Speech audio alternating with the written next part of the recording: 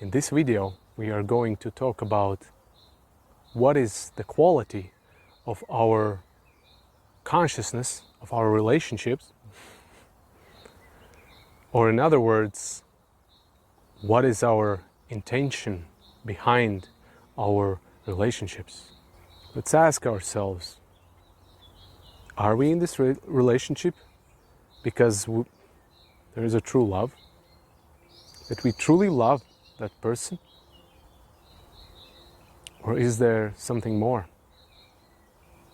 Perhaps there's also a fear. There is a part of us that clings on to this relationship, to our partner, because we don't want to feel and experience the feeling of abandonment. There is a fear of rejection. Are we totally honest with our partner and with ourselves as well? Do we stay in this relationship because there is a high level of codependency and we use our partner to fulfill our inner void, and we seek validation and confirmation from them that we are good enough? Is that the case? Are we still clinging on to this relationship because we don't want to re-experience the past trauma again, and we want to avoid this deep pain within us? We know it's there, but we don't want to look at it.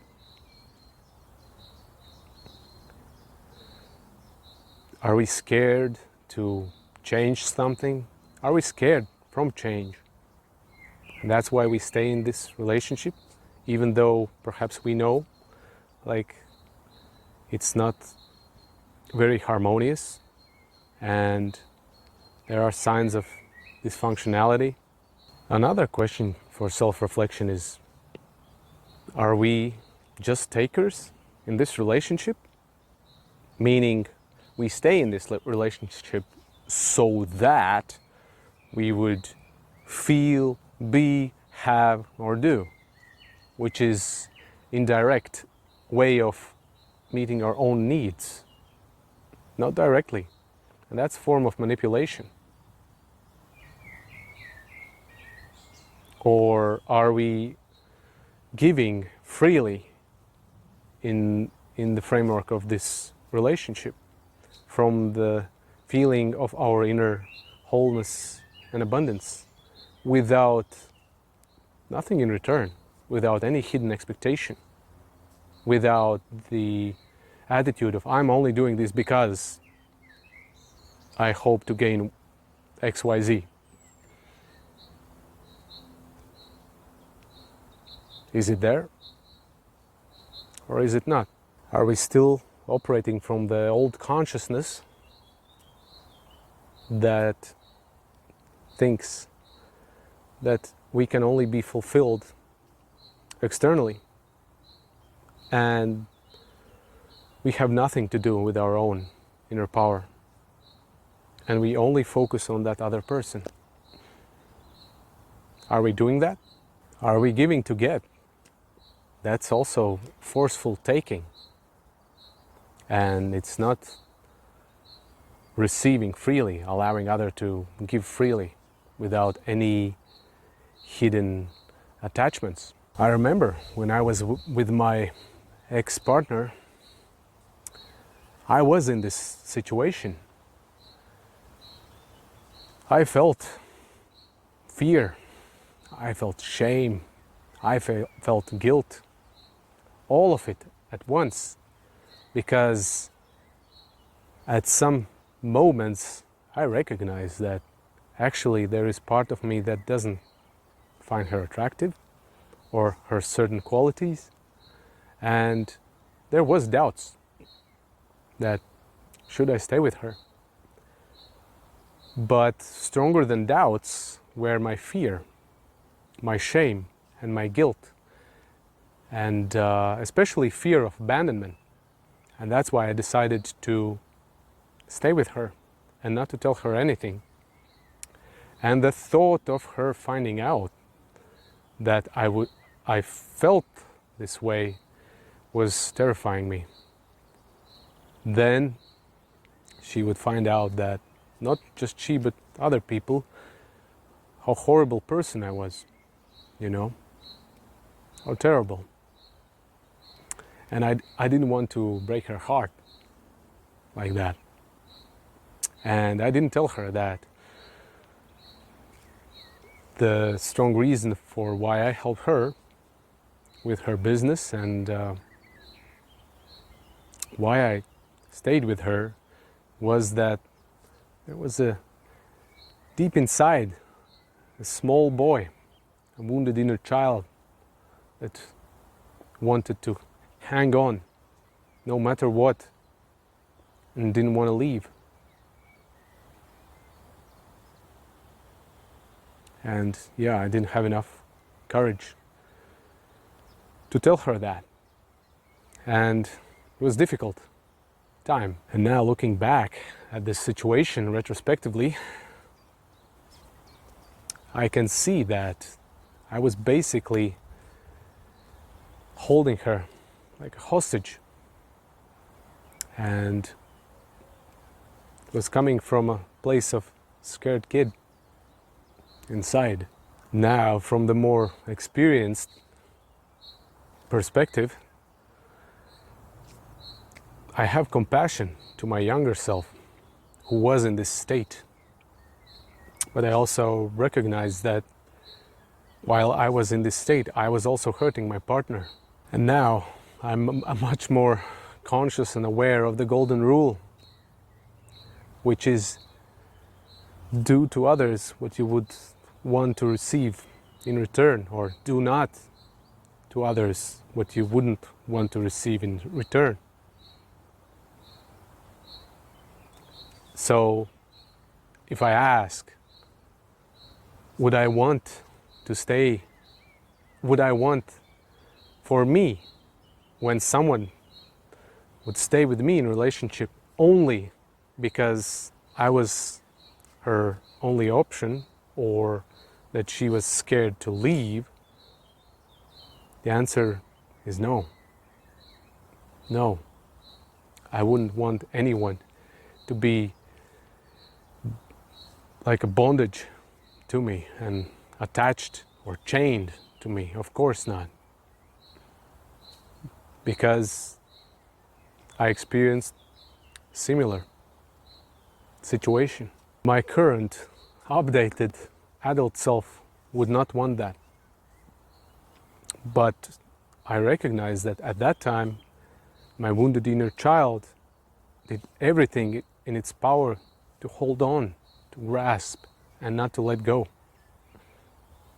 Because it didn't want to re-experience, to get re-traumatized again. The same abandonment wound, the same pain.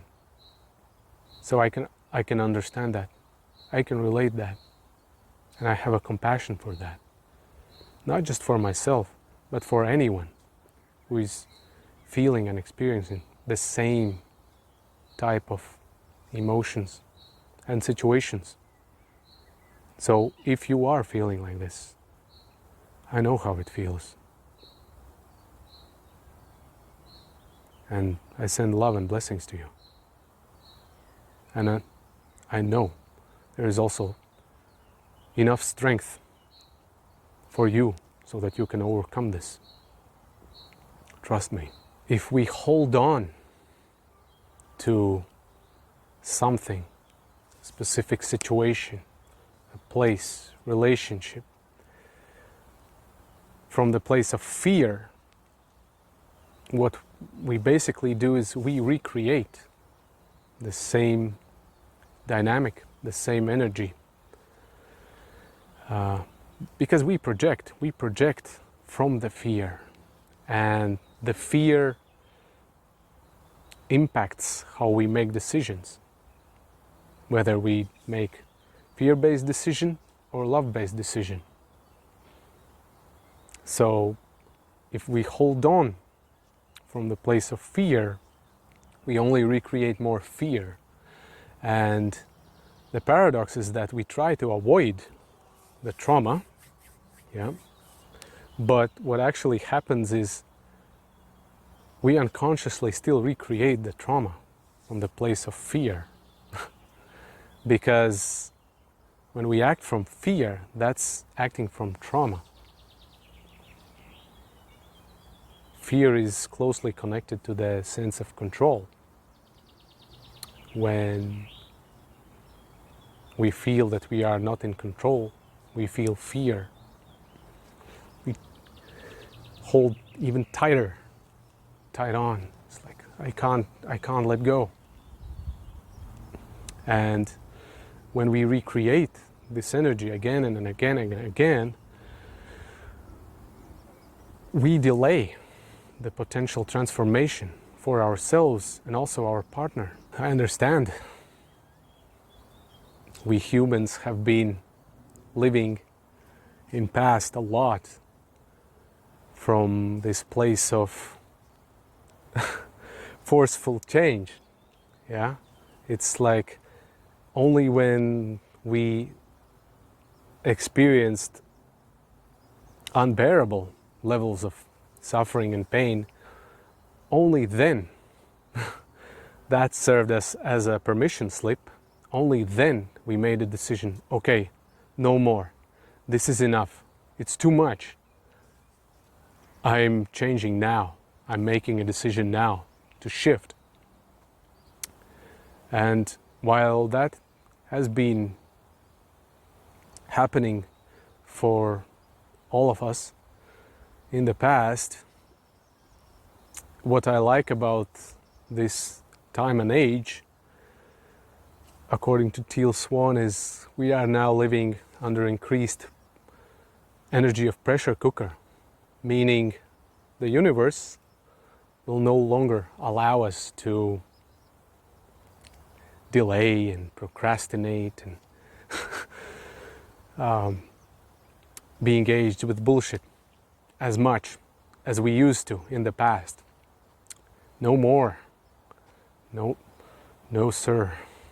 Now we are required to change quicker, because if we don't, we will feel suffering, pain even more, and it will make our life even more difficult. And this energy affects obviously all of our areas of life: health, relationships, career, finance, and others. Up until recently, we, human collective, mostly have been living from our wounded ego parts, our shadow parts. And it's time now to bring our souls aboard and start living more from the heart.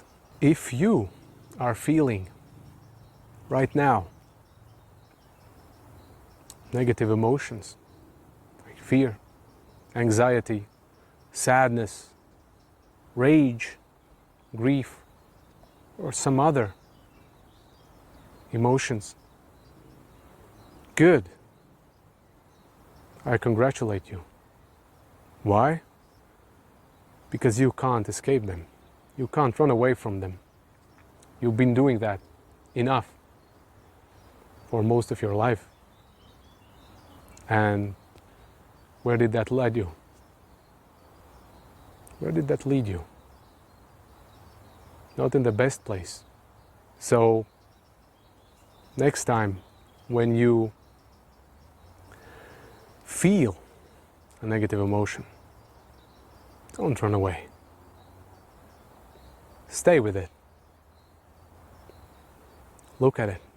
Listen to it. Feel it. What does it want to tell you? What is its message?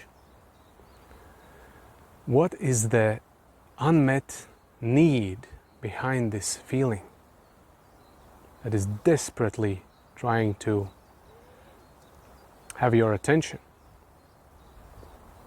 And once you discover that need, then it's your responsibility to own it and take care of it and see if this is the type of need that you can fulfill on your own, or this is the need that other people are required.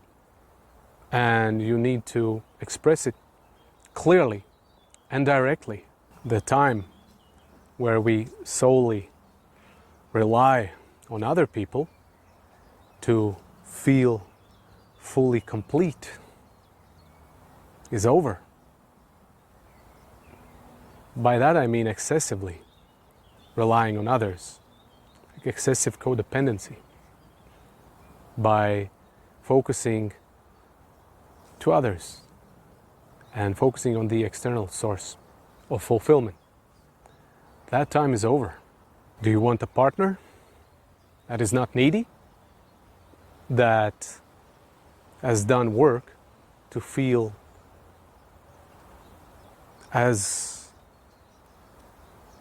good of a whole and complete as he or she can? Good. If you want that partner, the only way you can experience that partner is when you start mirroring that same qualities and traits within you, so that he or she will meet you in the same place as your mirror, as your divine counterpart. Until then, no way. Many people want divine partners when in actuality they haven't done the job. And then they are wondering, like, why? Where is he? Where are all the good partners out there? It's like, I've been waiting, but he's not there, or she's not there. Like, well, can you look at the mirror first? I encourage you to do so. And yes, lots of people complain, oh, how dating market is fucked up. It is. So, as long as we will mirror that same fucked up, broken, not enoughness consciousness, nothing will change. So what? There are millions of people who operate from the old broken mentality. You don't have to be one of them. Focus on you. It's about you, not about them. You. It's time to start addressing all of our parts that feel needy and not enough. Once we do that, we will start to mirror more and more our Creator, who is already whole and complete and who doesn't need anything. And remember, you're infinitely loved, but only always.